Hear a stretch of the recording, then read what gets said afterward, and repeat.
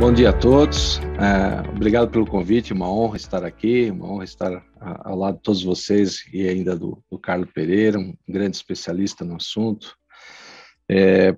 Só para a gente lançar o tema no ar, eu gostei muito do vídeo institucional do IBEF, onde se demonstra que o executivo de finanças vai muito além dos cálculos, das projeções, né? E o IBEF vai muito além dos números. E eu acho que o ESG tem tudo a ver com isso, sem esquecer os números, sem esquecer as projeções, evidentemente, porque sem essas duas coisas juntas, evidentemente o negócio não anda. O ESG, ele eu diria, na minha visão, é um tema recente, mas não é um tema novo. É um tema que já vem sendo debatido há algum tempo, mas que ganhou um fôlego muito grande depois da carta do CEO, do Larry Fink, da BlackRock, em que ele coloca que eles vão cada vez mais, de uma forma até rápida, eu diria, investir em empresas que tenham essas características, que tenham esse perfil ESG. E aí a gente está falando de uma empresa que tem só ela 7 trilhões de dólares para investir. Então a gente está falando de pouca coisa.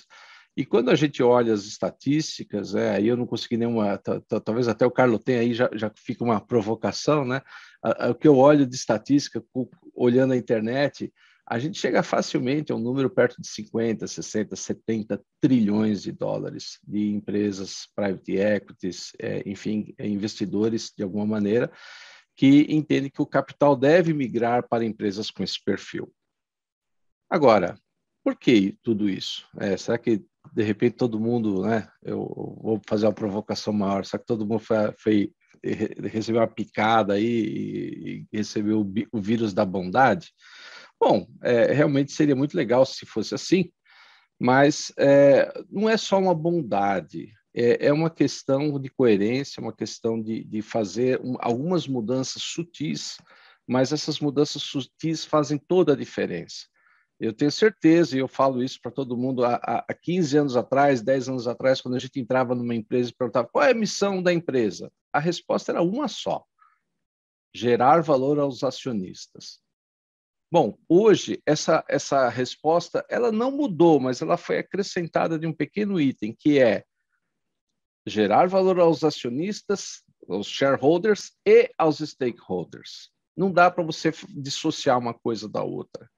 Então, essa mudança que parece sutil, ela faz uma diferença muito grande quando a gente olha a empresa e sua atuação, que agora passa a se preocupar também com os stakeholders. E os stakeholders pode ser a sociedade, pode ser uma comunidade específica, enfim. E dentro do ESG, aí vamos ouvir o Carlos falar, você tem várias iniciativas, você tem o E, o S e o G, cada uma compõe o seu negócio de uma forma diferente, eu tenho que estar ligado ao seu negócio, à sua estratégia de negócio. E aqui no Comitê de Riscos e Compliance, a gente não pode lembrar que risco também é oportunidade, não é só um problema. Muitas vezes a gente olha o risco como um problema, mas ele também é uma oportunidade que a gente precisa explorar. E eu vejo que o ESG vem nessa esteira para a gente poder identificar quais são os temas que realmente são relevantes para o meu negócio, que podem me ajudar na performance do meu negócio e, ao mesmo tempo, fazer um bem para os meus stakeholders. Então, eu queria agora passar a palavra ao Carlos. Carlos, eu fiz um preâmbulo muito simples aqui, e também pode discordar, não tem problema nenhum, acho que o debate é sempre bom, mas a gente está todo mundo aqui ávido por ouvir você, que é um grande especialista no assunto, e tenho certeza que vai nos ajudar nessa jornada.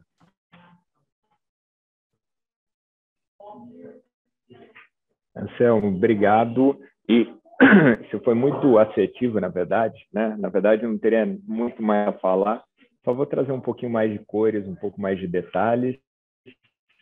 Quero agradecer muito o IBEF Paraná, e uma satisfação enorme estar aqui, e é muito oportuno eu estar aqui hoje, eu explico por quê em instantes, e agradecer, sem dúvida nenhuma, Vicente e Christian pelo convite, o Pérez também pela liderança aí.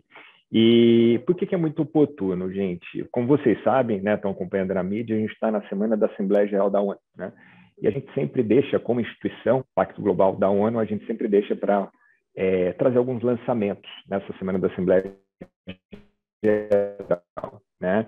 Dessa vez a gente não fez evento presencial, né? Estão sendo híbridos os eventos, mas o Pacto preferiu fazer inteiramente híbrido durante a semana da Assembleia Geral. O Pacto, para quem não sabe, acho que é importante falar, né? A maior iniciativa de sustentabilidade do mundo, né? É uma iniciativa colado direto no secretário-geral, então o secretário-geral, que é o nosso presidente do conselho, o nosso chairman, e eu faço parte ali do conselho como, não sei se foi o Christian ou o Vicente que falou, e acho que foi o Vicente, né? E eu faço parte do conselho porque eu represento as 70 redes locais que tem ao redor do mundo, né? Então a gente cobre aí, a gente tem aproximadamente 15 mil empresas, né? E que tem 90 milhões de funcionários aproximadamente, né? E o Pacto, ele acaba que veio pautando essa discussão desde o seu lançamento em 2000. Né? O lançamento, a provocação veio em 99, no Fórum Econômico Mundial. Estou contando essa história um pouco mais longa, porque faz sentido para essa discussão que a gente vai fazer aqui. Tá? Ela é lançada, então, como desafio no Fórum Econômico Mundial, pelo, então, secretário-geral Kofi Annan, que ele lança um desafio que era mais ou menos assim: nós, das Nações Unidas, lançamos um desafio para que, com vocês, líderes empresariais, tenhamos um pacto global fundamentado em princípios e valores universais. Aí nasce o Pacto Global. Desde aquele momento até hoje, a adesão se dá da mesma maneira. É uma carta simbólica, por óbvio, enviada ao secretário-geral da ONU pelo CEO, pela CEO daquela instituição. Tá? E aí o que a gente veio fazendo ao longo dos anos? Né? É claro que nossa história se mistura com a história da sustentabilidade do ESG. Né? O próprio acrônimo ESG, ele nasce no Pacto Global em 2004, numa publicação que, para além da publicação, obviamente, o secretário-geral Kofi Annan, ele pediu para a gente do Pacto Global e o Banco Mundial para que a gente pensasse estruturas de como a gente pudesse trazer a questão da sustentabilidade para o mercado financeiro, né? Então, em dezembro de 2004, a gente lança essa publicação, chama Who Cares Wins, e que traz, então, o acrônimo ESG. E aí, no ano seguinte, a gente, junto com a UNEP-FI, o braço de financeiro do Programa das Nações Unidas para o Meio Ambiente, a gente lança, então, PRI, que possivelmente todo mundo aqui na sala conhece, né? Então, os princípios de investimento responsável, que tem hoje mais de 3 mil signatários, mais de 100 trilhões de dólares de assets sob gestão. Tá? Então, gente, por isso que eu falo, a história do pacto com a história da sustentabilidade e ESG se confundem. E eu queria trazer um esclarecimento aqui para vocês também, e tem alguns artigos meus, seja Valor, seja Exame, que eu falo um pouco disso, que né, todo mundo fala assim, pô, Carla, mas eu estava começando a entender essa história de sustentabilidade e agora me aparece essa coisa de ESG, né? Pelo amor de Deus, né? Para com isso, né? E, na verdade, gente, é a mesma coisa, tá? O que eu gosto sempre de lembrar que ESG é como o mercado financeiro vê a sustentabilidade. O objeto de trabalho é o mesmo. O objeto de trabalho são questões ambientais, sociais e de governança em empresas do setor de setores não financeiro, claro, também do setor financeiro quando está olhando para si, tá? Mas o ESG, tanto que ele era sempre precedido de fatores ou riscos ESG, porque na verdade eram então pensando no famoso binômio risco versus retorno, né? Então, para além de questões clássicas que a gente já analisava como profissionais de finanças, a gente passa a analisar questões ambientais, sociais e de governança também, né? Hoje em dia, por exemplo, quando a gente fala de questões de governança, você fala assim, nossa, mas governança a gente sempre analisou. Não é bem assim, não é bem assim, né? Na verdade, governança no Brasil estão aqui as Big Four, que não me deixam mentir sozinho, é um tema relativamente novo no Brasil, né? Se a gente for pensar em maturidade, né? A área de compliance mesmo, né? A gente teve um boost, não preciso falar aqui, a gente está profissionais de compliance também, a gente teve um boost depois da lei de corrupção de 2013, né? E mesmo assim, muitas grandes empresas ainda hoje não têm, né? Então, o que vem a ser o ESG, né? O ESG é isso, o ESG é a sustentabilidade, tá? Só que agora ganhou uma outra atração. E aqui O Anselmo comentou com a gente da força que vem ganhando, né? Ele falou do Larry Fink, eu falo do Larry Fink daqui a pouco, mas o El Gore teve esses dias no Santander aqui com a gente, né? O que ele falou desse momento que a gente está vivendo? Ele falou, olha, a revolução da sustentabilidade, olha a imagem que ele usa, a revolução da sustentabilidade, e entenda, coloca a revolução SG do jeito que você queira, tá? A revolução da sustentabilidade, ela tem a força e profundidade da revolução industrial, a velocidade da revolução digital. É disso que a gente está falando, tá? O Larry Fink, que a gente sempre cita, né? Porque, e Anselmo, na verdade, eles têm 9 tri, viu? Sobre gestão. Então, assim, a gente está falando aí de 6 PIBs brasileiros, né? Eu descontei a parte da... Carlos, eu descontei a parte da Evergrande, que eu vi que eles têm um investimento ali, eu já descontei, tá? Desculpa. Boa. E aí o que acontece?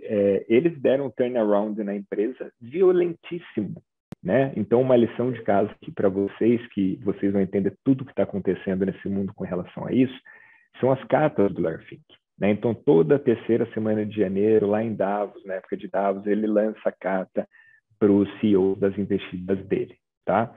E aí, desde 2012, ele traz governança com bastante força, tá? E a partir de 2018, ele traz, então, sustentabilidade com tudo. Eles deram o mesmo turnaround, viraram ali a empresa cabeça para baixo. E vamos lá, né, gente? Não é uma empresa nichada, né?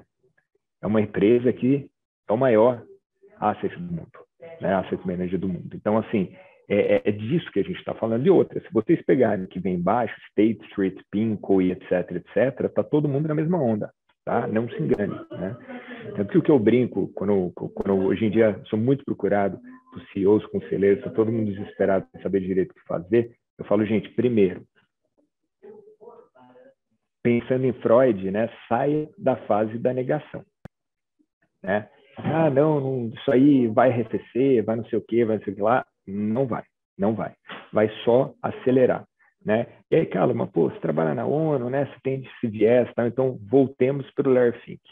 O que o Larry Fink fala desse movimento? A carta dele de 2020, ele fala janeiro, então antes da coisa toda da pandemia, ele fala, olha, esse momento que a gente está vivendo, né, é um movimento de placas tectônicas, com a força, a imagem que ele usa para exemplificar, né? Pô, mas Larry Fink, agora chegou a pandemia, como é que fica?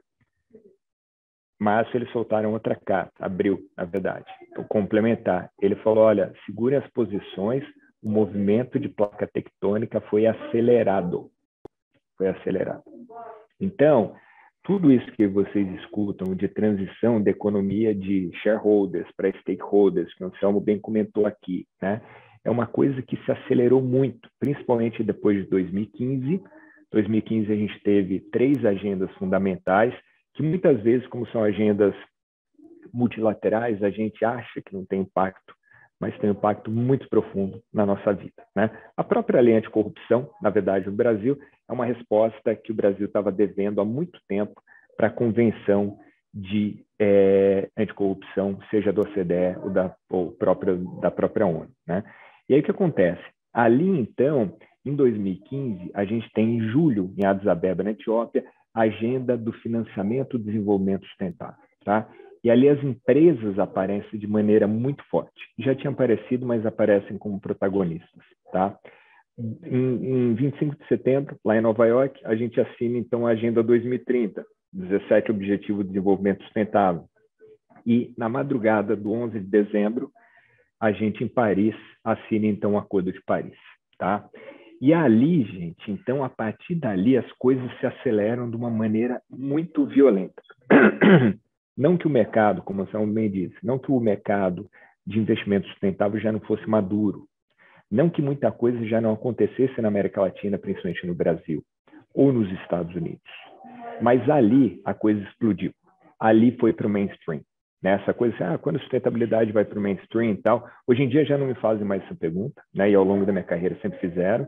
E, na verdade, já faz uns bons anos que eu digo, olha, quem está fazendo essa pergunta é o famoso sapo na panela, né? Porque não está sentindo a temperatura crescer, aumentar, e na verdade já tá quase cozido, né? Então, é disso que a gente está falando, né? E o que eu falei que era oportuno nesse momento, essa conversa com vocês, é que ontem a gente fez um lançamento, e aqui fica o convite, na verdade eu fiz em nome de vocês, né? Porque eu não sou CFO no final do dia, então fiz em nome de vocês, que foi o seguinte: a gente tem um grupo de CFOs globalmente no Pacto Global, tá? Inclusive temos ali 6 empresas brasileiras, 6 brasileiros, vamos colocar assim. A gente tem EBIMBEV, então o Fernando está ali, a gente tem Braskem, a gente tem Grupo CCRR, que é uma investida do BTG, a gente tem o BTG, o João Dantas está lá com a gente tem também Suzane Flabin, tá? E esses 60 CFOs, que reunidos eles têm 1,7 tri de dólares em market cap, eles se comprometeram, tá? Faz 2 anos e pouco que esse grupo está reunido, se comprometeram a investir 500 bilhões de dólares até 2030, tá? 500 bilhões de dólares, esses 60. E aí o Scott, que é o CIO da Pinnacle, ele falou que, na verdade, a outra meta que tem, são um conjunto de metas, claro, um conjunto de metas bastante grande.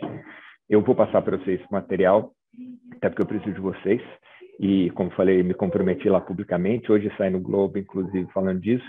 E aí o que acontece? A outra meta macro é, então, da gente ter 1.000, hoje a gente tem 60, 1.000 CFOs até 2030, tá? E aí, tendo 1.000 CFOs, eles pensam em levar essa meta para 700 bi ou até 1 tri de dólares, tá? Como isso vai ser feito? A taxonomia com relação a isso, né? O que a gente vai considerar investimento em ESG, isso aí está sendo desenvolvido por eles, não está ainda super claro, tá? Fato é que a meta foi colocada, o sino foi colocado no pescoço da vaca, tá? Então, e aí eu me comprometi ali por liderar o pacto aqui no Brasil, além dessas lideranças globais, me comprometi do Brasil abraçar pelo menos 10% dessa meta, tá? A gente já tem 10% dos CFOs hoje em dia, de 60, 6 são daqui, e a gente é a terceira maior rede do mundo e é a rede que mais cresce, tá? E o mercado brasileiro, como a gente sabe, está esse boom violentíssimo da questão ESG. Então, por que não puxar essa meta aí para a gente, né? Vou mandar para vocês todo o material, etc, etc. É claro que a gente vai fazer um lançamento da iniciativa aqui no Brasil também, e, enfim, com esses CFOs que já estão ali, e, claro, convidando outros também, né?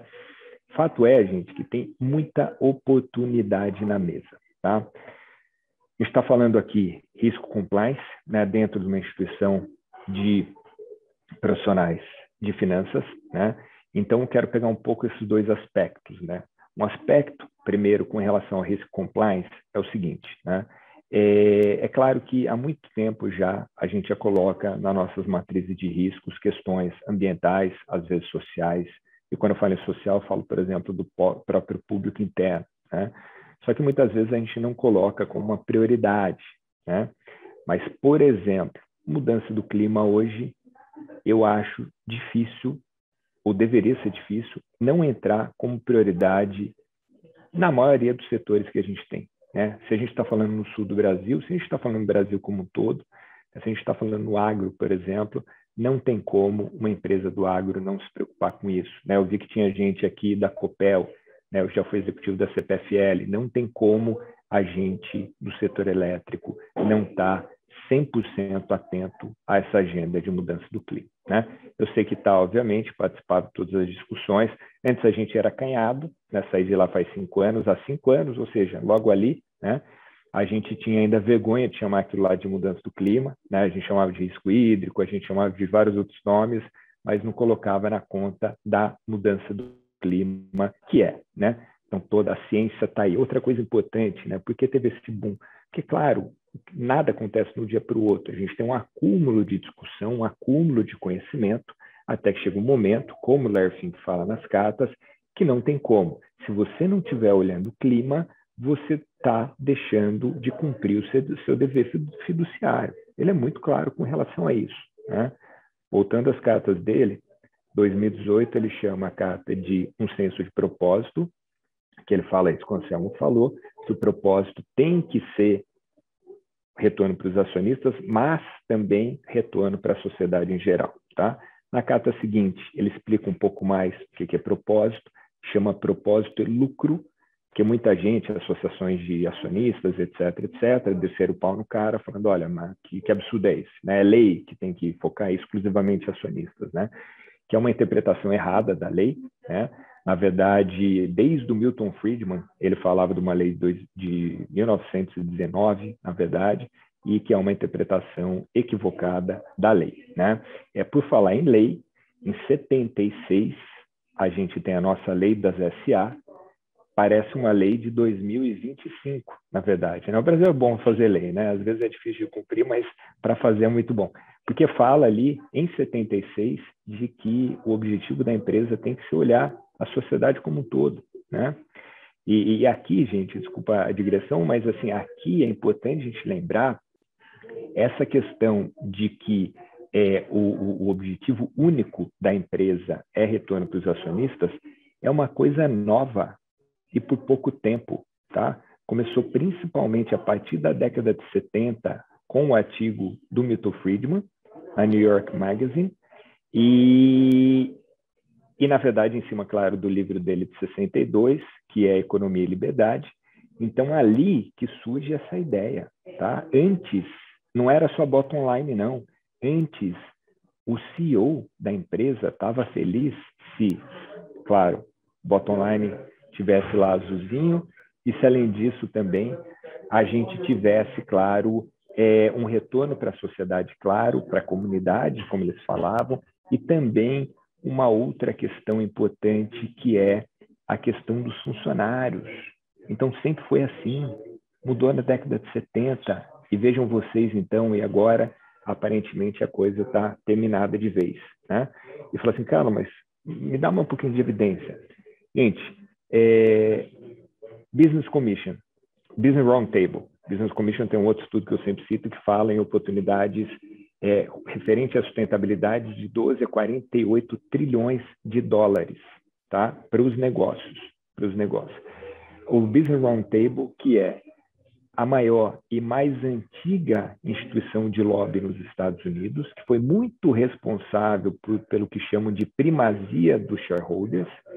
Em 2000, por conta desse movimento todo que eu falei, em 2020, eles soltam uma carta falando que o foco agora é na economia de stakeholders.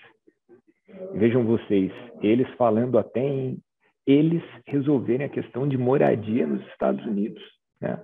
O que eu acho uma loucura, né? Acho que a gente tem que separar bem o papel do Estado, o papel de empresa ali e tal, para a gente não... Mas, enfim, eles ali, e, gente, assim, de A a Z, peguem todos os grandes CEOs americanos, são signatários dessa carta, tá? E aí, voltando para o Larry Fink, em 2020, ele fala, então, de clima. Clima vem com tudo, tá? Então, a gente... Estou vendo até aqui a mensagem para eu focar no que vocês querem escutar mais. Tá. E legal. Eu vou fazer aqui, Christian. E aí, então, 2020 ele fala de clima e 2021 ele fala de como que ele vai fazer o rollout dessa estratégia, tá? E como o Anselmo bem colocou, já está muito claro. Ele falou, se não tiver alinhado a isso, está fora do meu portfólio. E são milhares e milhares e milhares de empresas ao redor do mundo, tá? Não só isso, eles estão cada vez mais ativistas e o número de investidores ativistas nesse sentido está crescendo absurdamente. Só para vocês terem ideia, tem que atualizar esse número, inclusive.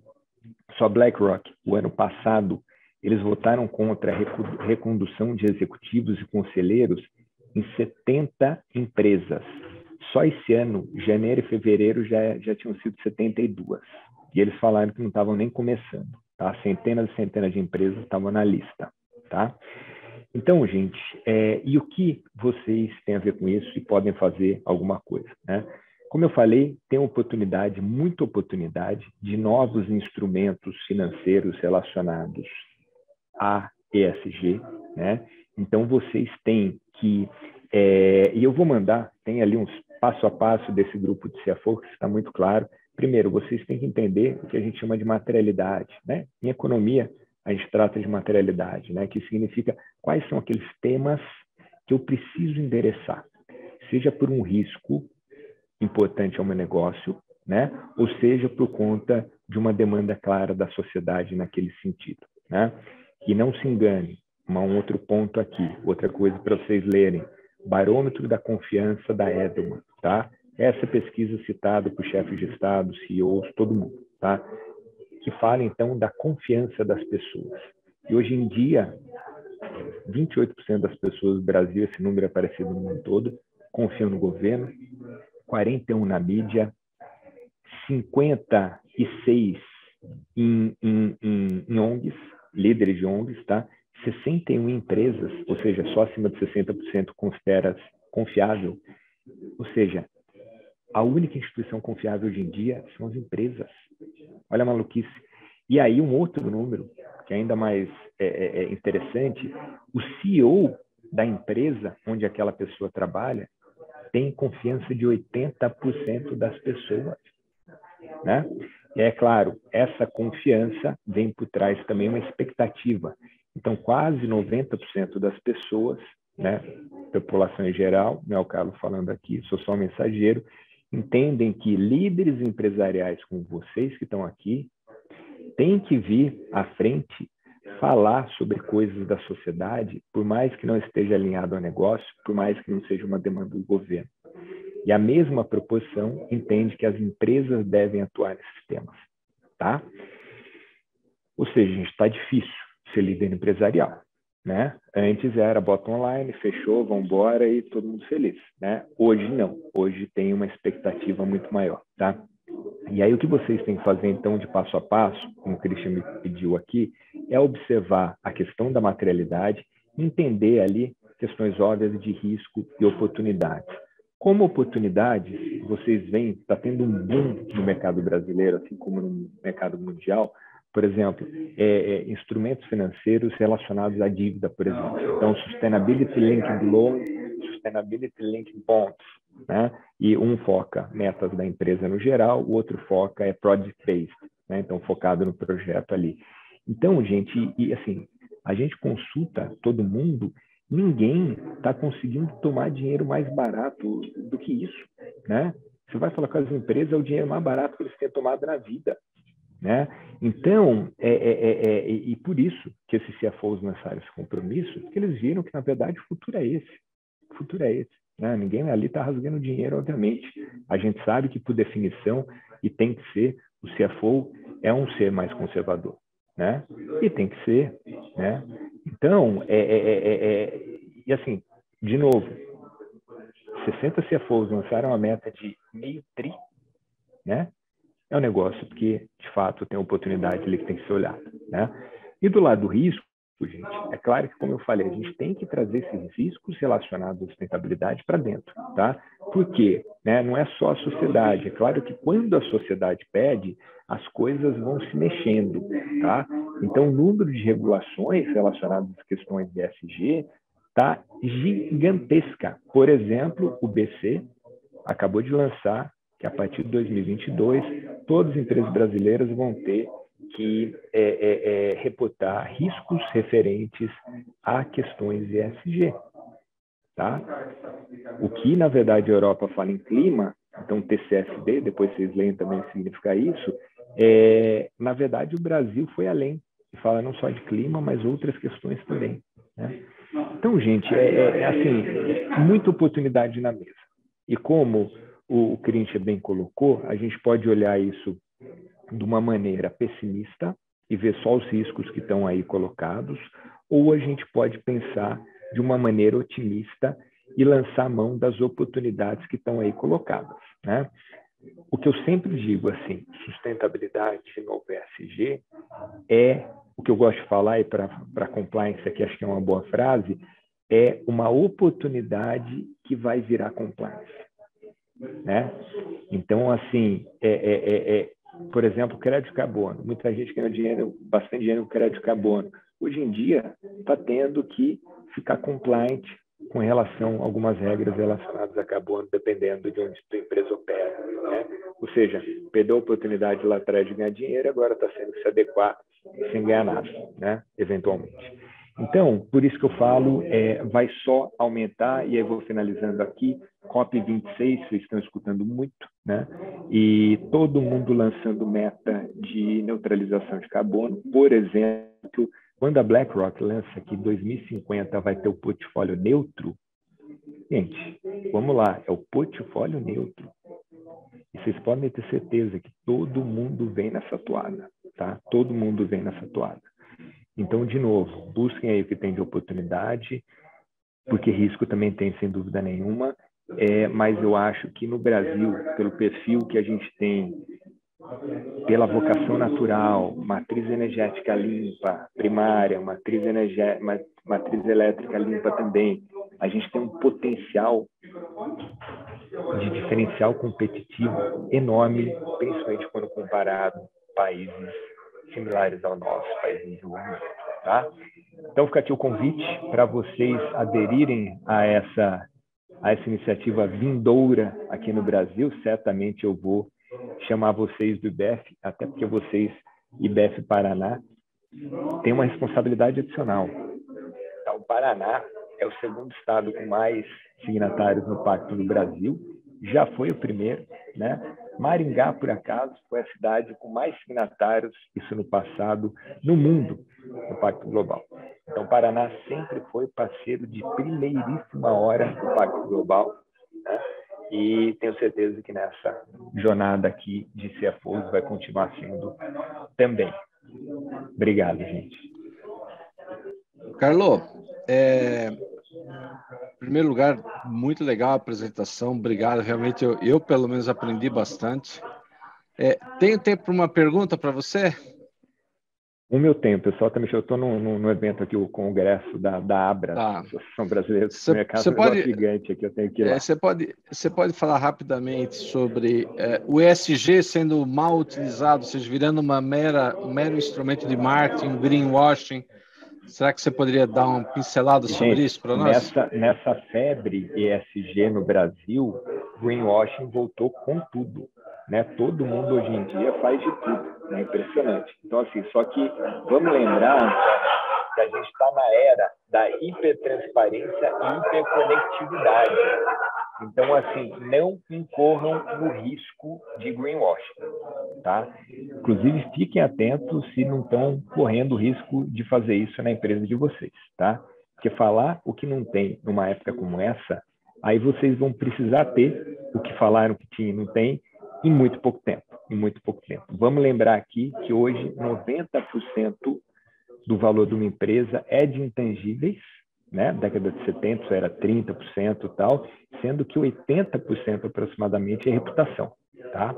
Então, vocês que estão aí ficam o tempo todo olhando o movimento das ações, a ação ela pode desabar, como a gente bem sabe, por um grande escândalo, seja ele de corrupção, seja ele um acidente ambiental, seja ele uma questão que a gente prometeu, ou diversidade, né?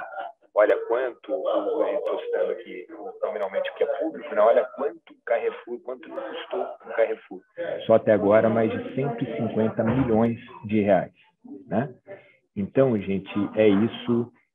Mas, de novo, claro, vamos sempre pensar no risco, mas tem muita oportunidade aí para a gente.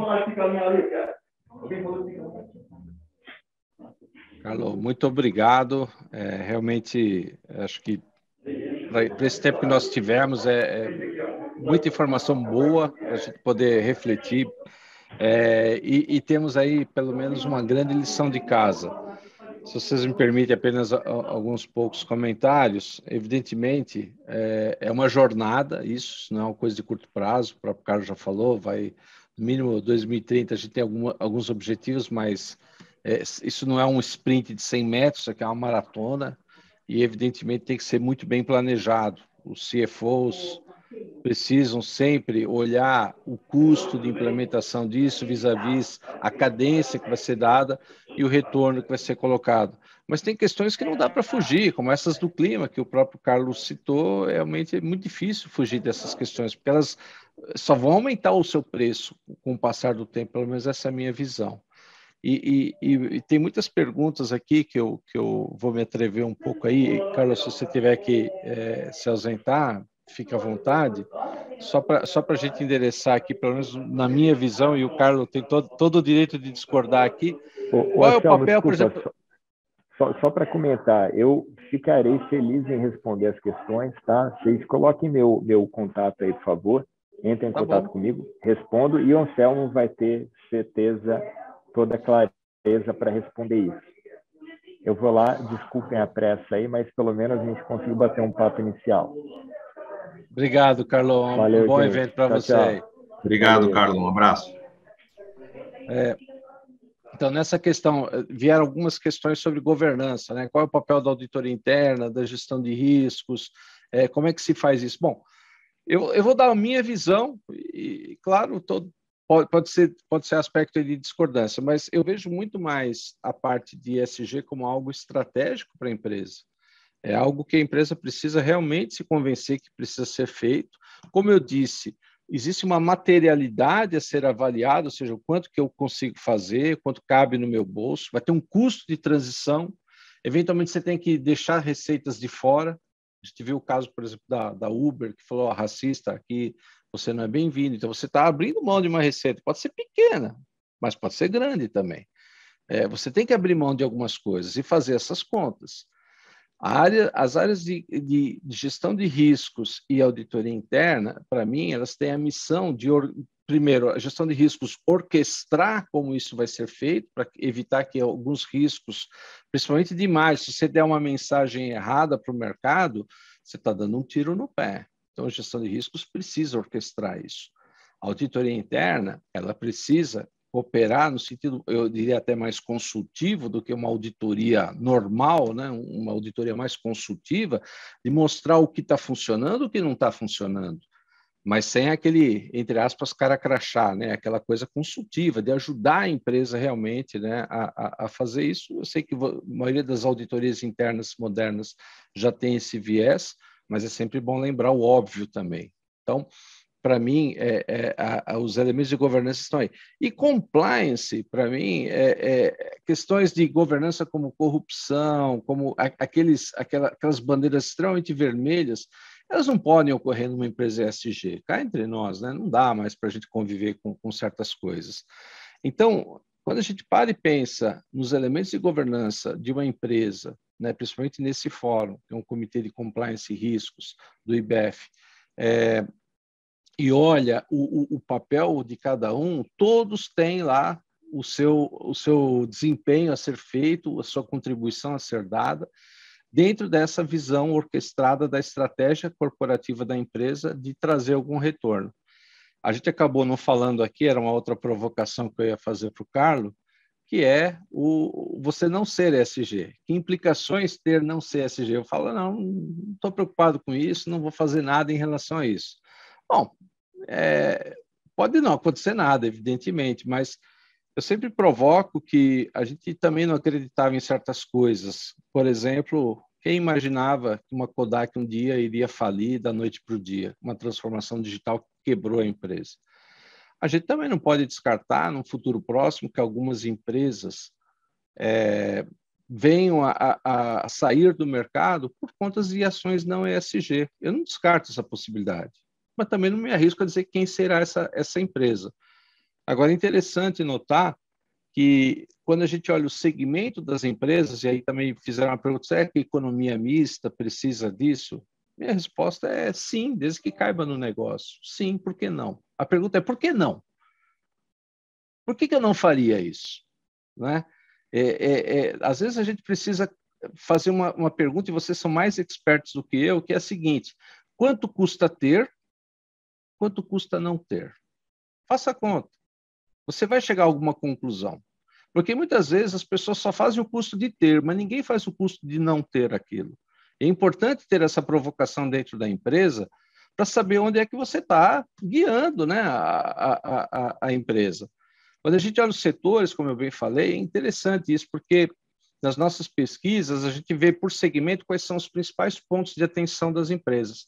E, coincidência ou não, dentro desses segmentos, as incorporadoras, por exemplo, elas têm o nível de atenção delas está mais na governança. E a Evergrande, que está aí assustando o mundo e derrubando as bolsas, é uma incorporadora e falhou em governança, muito em governança, aparentemente, pode ser que eu esteja errado, pelas informações preliminares.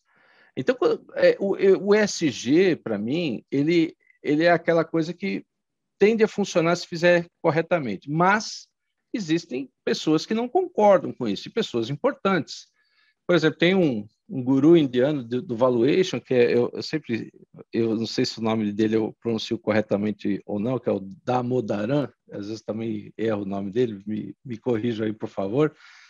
Ele é o mestre do valuation e fala, olha, goodness, que é a bondade, é muito difícil de ser colocada no valuation. Como é que eu coloco isso? Então, ele é um crítico ferrenho do ESG. Ele entende que certas ações corporativas não vão trazer nenhum efeito benéfico. Algumas empresas poderão ser machucadas por isso e outras não vai ter efeito nenhum. Então, evidentemente, a gente está aqui numa questão de definir materialidade, de entender o que é relevante para o negócio e, a partir daí, definir as ações. Eu vou encerrar por aqui, nosso tempo já está acabando, vou devolver agora para o... acho que é para o Carlos, ou é para o Vicente, eu não lembro. Desculpa, Vicente. Eu passo a bola para o Carlos aqui, se ele quiser fazer o encerramento final Vicente, também. Fica à vontade, é um prazer. A gente tinha combinado que você faria o encerramento, por favor. Legal, obrigado, Carlos. Obrigado, Anselmo. Bom, acho que é um assunto que infelizmente, é pouco tempo para a gente ficar debatendo, dá para passar dias, horas, é um tema hoje muito atual, né? E acho que a relevância da fala do Carlos e do Anselmo aí enriqueceram muito e trouxeram, para mim, particularmente, muito conhecimento, muita visão, atualiza a nossa visão, então é um tema que a gente tem que colocar na agenda e não parar de trabalhar em cima dele, né? Eu peço a todos que estão conosco aqui, que façam a gentileza de avaliar aqui através do QR Code o nosso evento, né? Ou pelo link também que está disponível no chat. É importante para a gente ter o feedback de vocês, se vocês gostaram do tema, se acham pertinente, até inclusive que a gente continue tratando esse tema, que né, pelo que a gente percebe, acho que entra na agenda para ficar. Então, por favor, façam a avaliação do evento, para a gente também trabalhar nos próximos eventos nessa dinâmica. Para a gente foi uma dinâmica nova, o período da manhã, fizemos também um tempo mais curto, tendo em vista o horário, e com um formato um pouco diferente também. Então, para a gente é importante receber o feedback de vocês. Então, em nome do IBF Paraná, aqui, em nome do Comitê de Compliance e Riscos, eu agradeço a presença de todos que participaram conosco, que mandaram suas perguntas, que estiveram aqui enriquecendo o debate. Agradeço muito ao Anselmo e ao Carlos por terem aí dado o seu conhecimento, o seu tempo para a gente aqui no IBF. E Carlos Pérez, mais uma vez, muito obrigado por estar conosco aqui, em nome da diretoria do IBF também, participando conosco. Obrigado a todos os membros do comitê também. Então, obrigado. Acho que encerramos aqui o evento, né, Carlos? Mais uma vez, agradecendo a todos. Então, um forte abraço, um bom dia e até a próxima, pessoal. Tchau, tchau. Um ótimo dia, uma ótima semana a todos. Obrigado. Até logo. Tchau, tchau.